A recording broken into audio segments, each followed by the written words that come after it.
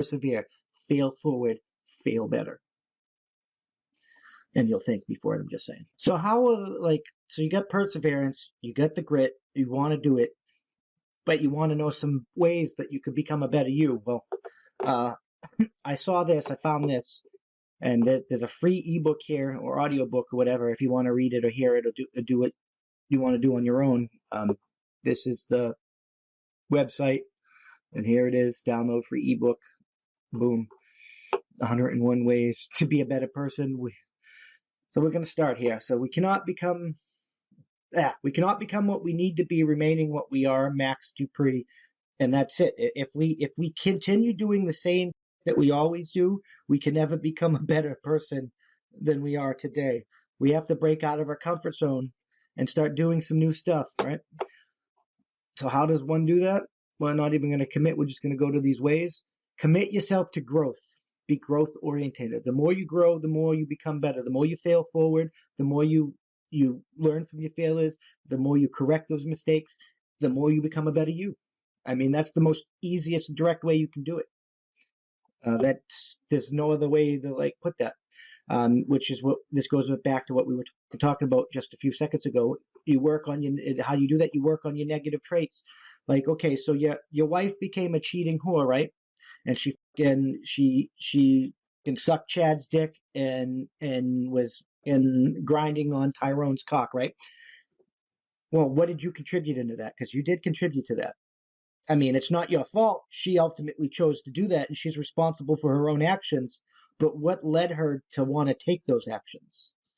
What did you do to make her lose respect or attraction to you? What negative traits do you have that narrow, it basically sawed that connection away? Like, she lost respect for you and she lost attraction for you, and ultimately she should have said something and you could have worked on it instead of going to fucking fuck Chad and Tyrone. But she went and fucked Chad and Tyrone. But you still need to take responsibility for whatever you were doing that created that, or it's going to happen again, and again. And that's any negative trait that you have, right? You got to know you got to know where you want to be. Identify your ideal self. If you don't know who you are, what you want out of life, what makes you happy and stuff, where you're going, your general plan, you are going to always fail.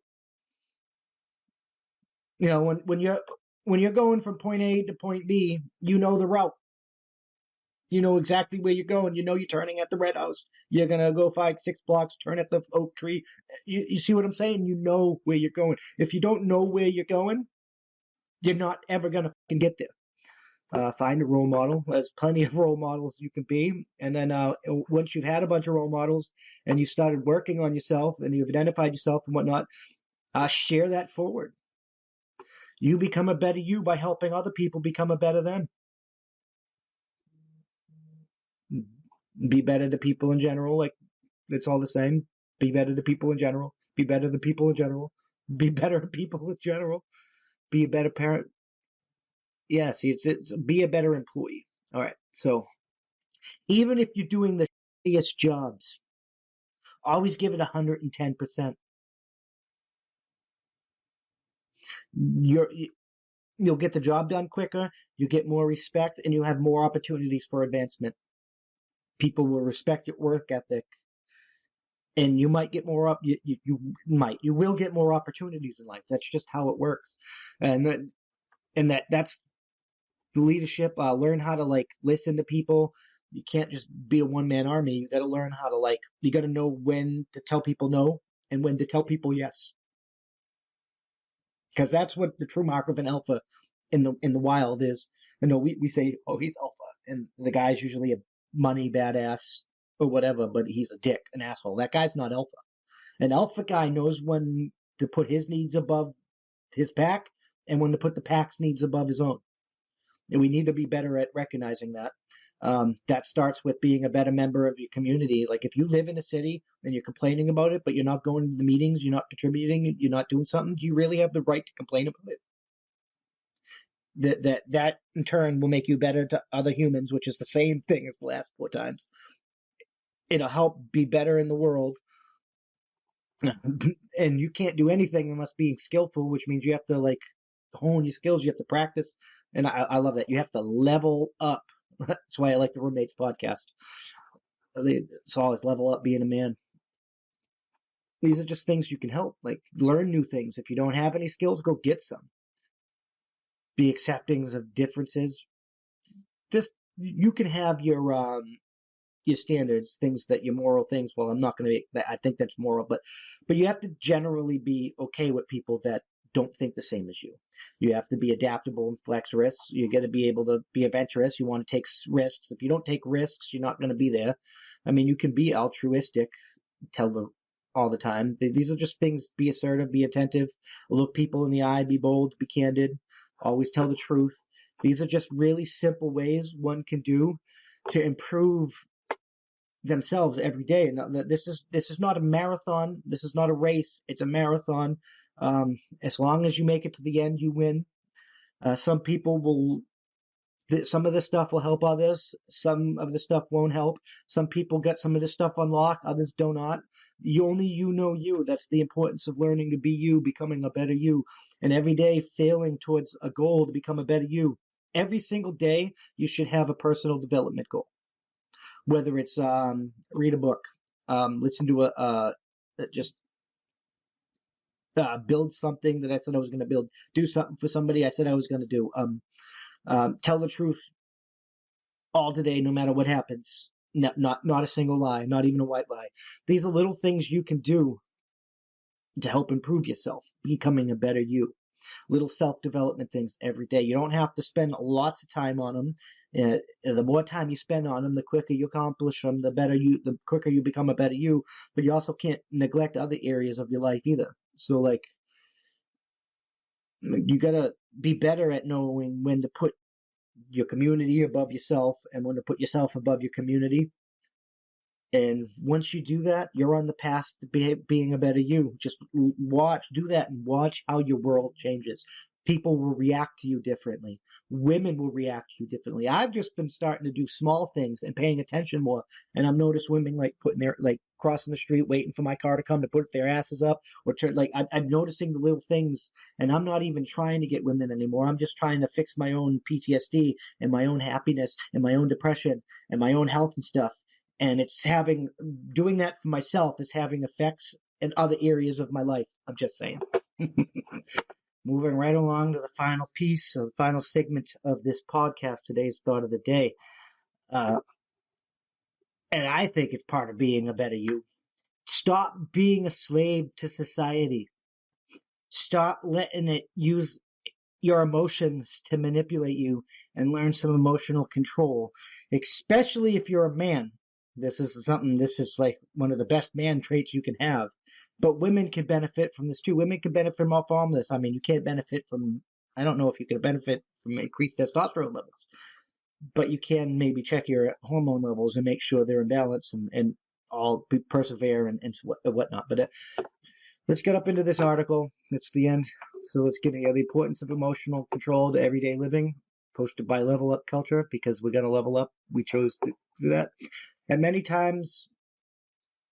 at times, many of us do not understand why we're called human beings, why people are so erratic, and why there is no scientific prediction of human behavior. Certainly, I mean, there is. We can predict human behavior. We can predict. I mean, it's not like a guaranteed certain, but all animals, behavioral patterns, even us. Certainly, these thoughts must have crossed their minds at some point.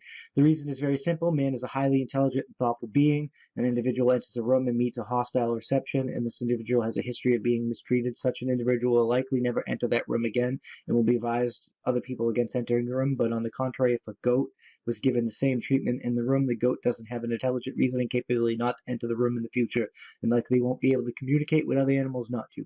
The implication of this is that our behavior is changed, influenced by everyday experiences, and we are either conscious of this or we are not. Yeah, so you either react to things or you act to things. On the other hand, we must not always anticipate a similar attitude from everybody. We shouldn't continually depend on people's behavior to give us joy and satisfaction. You should find that within yourself. It's part of being a better you, because they are logical, creative beings and will naturally try to make themselves happy first. Consequently, our relationships with other people would always be determined by us rather than them. Exactly. React not act. This means we must develop a great way of managing our emotions as they come up in our daily relationships with people. Emotional control is very important to our lives, which leads us to the following questions. What exactly is emotional control? And we're going to answer that question today. Emotional control is the ability to control and respond to emotions. It has been discovered that people's unconscious ability apply emotional control tactics to manage challenging situations regularly throughout the day. These are several kinds of emotional control tactics, and people use them in different circumstances to order to flow with the demands of our environment. Though tactics are considered to be good, others are considered not to be. The good ones do not cause problems for us, and the harmful ones cause irredeemable harm. That's just life, huh? Good tactics include communicating with friends, family, and strangers. Communicating with friends, family, and even strangers is a good way to control your emotions during the course of the day. One's employer or spouse, for example, might have made you angry. Chatting with your friends after work or during weekends could help welcome relief. Other good tactics include regular journaling, taking care of ourselves holistically, prevent oneself's illness, passion, exercises, receiving adequate rest patterns, and post self-talk, just to name a few.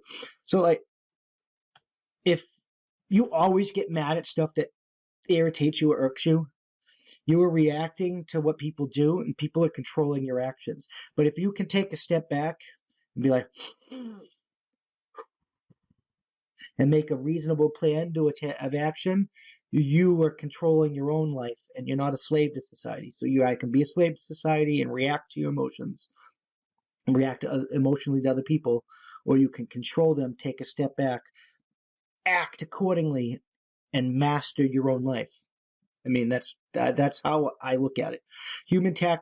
Harmful tactics include excessive consumption of unhealthy substances, GMOs, self-injury, inflicted injury. These are all things that we know people do.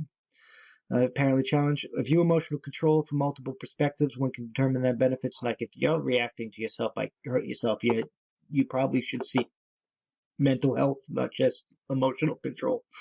The, the purpose of this, it says, is to change negative situations into positive ones. So if you negatively react to something and it controls you, you might lose a fight. Somebody makes you mad, you negatively react, they plan for that, boom, you just got punched in the throat. But if you don't negatively react, you control your emotions, you take a step back, you have that deep breath or that second, and you notice that he's shifting or whatnot, he might get aggravated, come at you, and then you can get, and now you're punching in the throat. You're punching the person in the throat. You don't have to worry about that. And it makes your life better. Now, I'm just using extreme male man examples, but it works with others too. Your woman who wants you to be an emotional rock, right? She cheats on you. Toss her to the curb. She's not worth it. Don't let her control your life by manipulating your emotions. Same works in the reverse. Don't let him manipulate your life by controlling your emotions. So seeking to understand your partner is saying the bridging the gap. Therefore, a significant point is that the individual with good emotional control possesses empowerment and consciously promote more positive emotions than harmful. Disempowered ones, the assertion has been scientifically validated. Secondly, the advantages of emotional control aren't just in the emotional sphere alone. Life fulfillment, self-confidence, optimism, wellness, it helps in a broad aspect of your life, in a broad aspect of reality. If you can't have emotional control and you're going to react emotionally, whether positively or negatively, towards everything everyone does to you, then they have control over you. They control your actions. They control your emotions. They control how you feel, how you react, how you manipulate, how you walk through life, how you navigate any given situation. You're not in control. You can't be in control of your own life. You can't be sovereign in your own life unless you have emotional control.